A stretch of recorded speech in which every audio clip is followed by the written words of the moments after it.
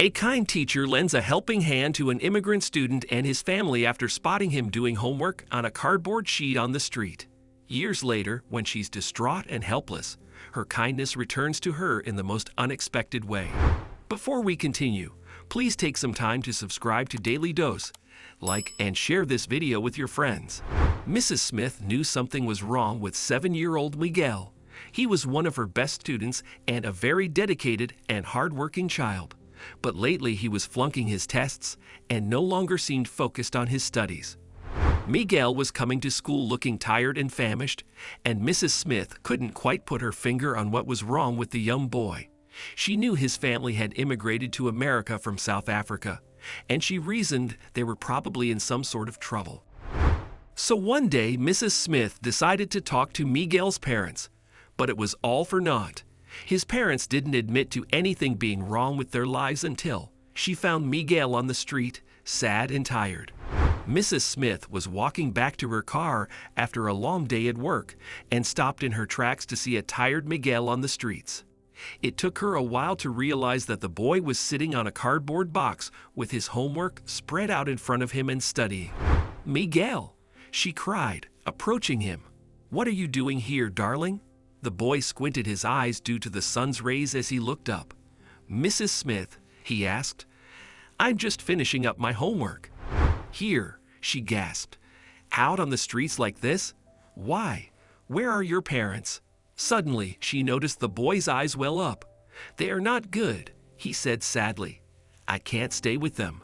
We don't even have a home anymore."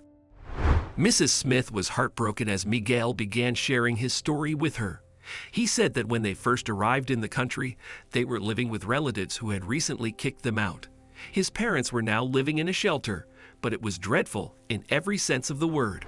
Miguel didn't have a desk or table to do his homework on in the shelter, and it was too noisy, so he did it on a cardboard box in the street and went back to the shelter only to sleep. He said he couldn't concentrate on his studies there and didn't know where to go until he found a spot on the street behind the school. "Mama and Dada make money with great trouble," he said. "I have to study and do well.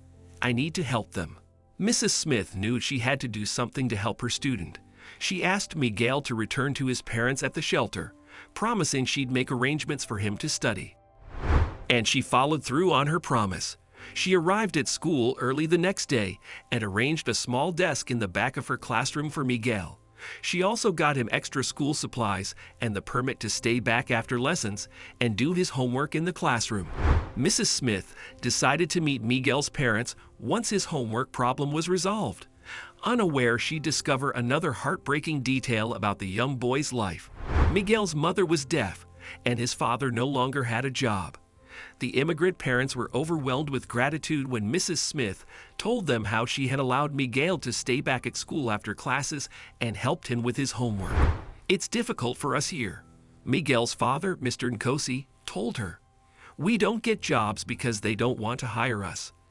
I was cleaning the pavements outside a store until a week ago. I no longer have that job." "Mr. Nkosi," Mrs. Smith said, "I can't promise anything, but I can talk to the school principal and see if he can help your family.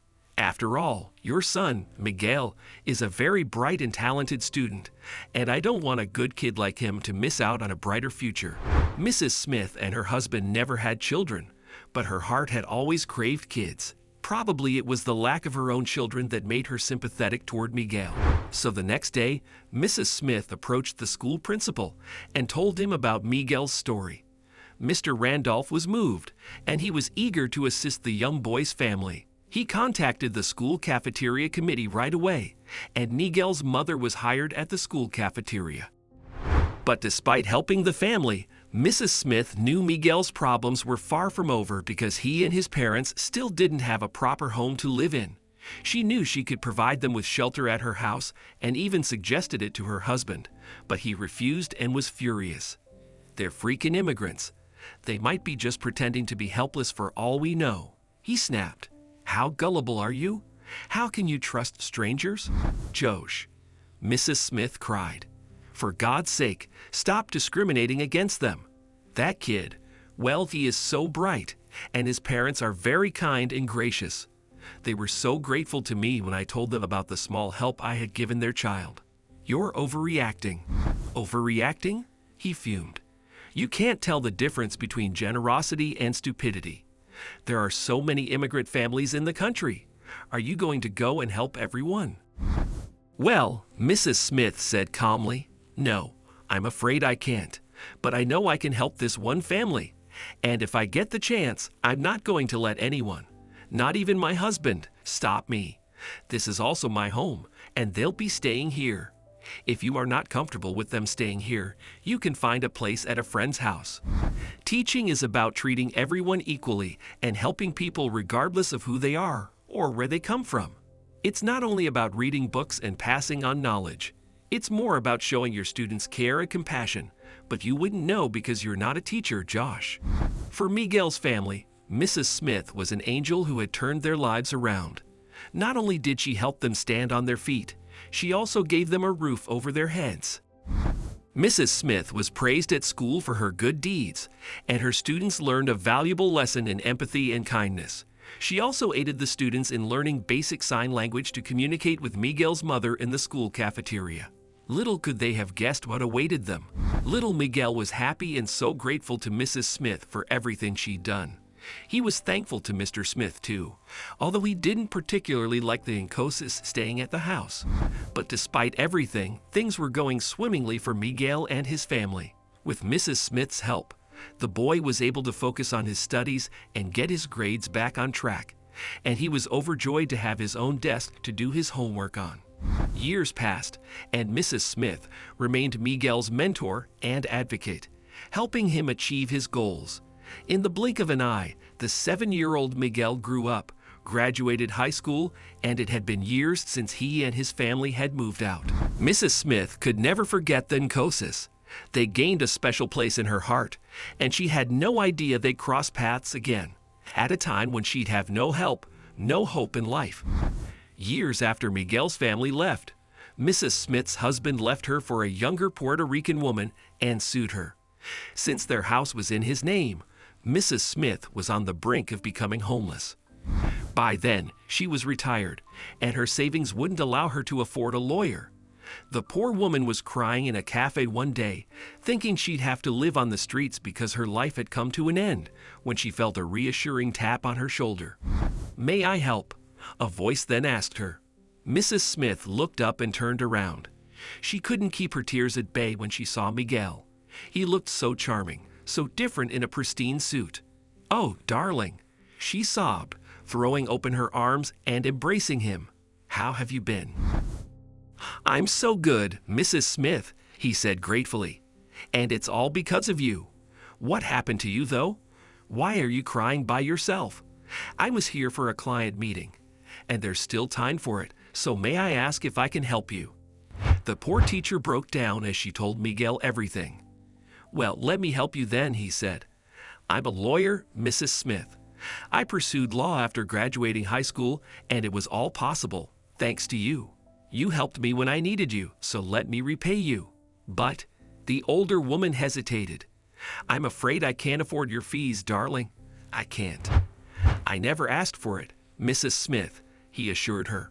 "All I need is a little help from you to understand the case better and the legal documents your husband would have sent. May I visit you later today?" Mrs. Smith couldn't contain her tears. "Angel," she whispered. "You're an angel. What do you call it? Yes, yes, the knight in shining armor." Miguel laughed. "Gee, I don't know if I'd call myself that, because you were my knight in shining armor when I needed you, Mrs. Smith. This is the bare minimum I can do for you." Miguel visited Mrs. Smith later that day, and he carefully studied the documents sent to her by the court. Since Mr. Smith had filed for divorce and Mrs. Smith was no longer capable of supporting herself, she was entitled to alimony. Miguel represented Mrs. Smith in the court, and they won. He was not only able to get her alimony, but also a rightful share of the assets. After the trial, however, Mrs. Smith was upset, even though her husband had lost, because she felt betrayed and hurt. She couldn't keep her tears at bay as she thought about how happy she'd been with her husband. Although he wasn't the best man, She reached into her purse to grab her handkerchief and suddenly felt something thick, like a box, in her hand. Mrs. Smith pulled it out of her bag to see a brightly wrapped present. Opening it, she found a lovely necklace with a heart-shaped pendant inside. "Did you like it?" asked Miguel, taking a seat beside her. "I made it for you, with my hands." Mrs. Smith couldn't utter a word. Warm tears streamed down her gentle cheeks, and Miguel wrapped his arms around her and assured her that everything would be fine, that she would be fine. But that wasn't all. When Mrs. Smith and Miguel left the courtroom and walked out of the courthouse, she was surprised to see a brand new, expensive car pull up in front of them. Miguel's parents got out of the car and handed the keys to her. "This is from my family," Miguel explained. "I just wanted to thank you for everything you did for my family and me years ago. I want to continue to help you in the same way you helped me when I needed it. Please." In tears, Mrs. Smith looked at Miguel's family and then at the bright orange skies and the sun casting its glistening rays on them. Life wasn't entirely bad after all. She was surrounded by people who loved and admired her and cared for her. So what if Josh wasn't a part of her life? She could still be happy. Keeping that in mind, Mrs. Smith was inspired to start a new chapter in her life, and she knew there was no looking back from there.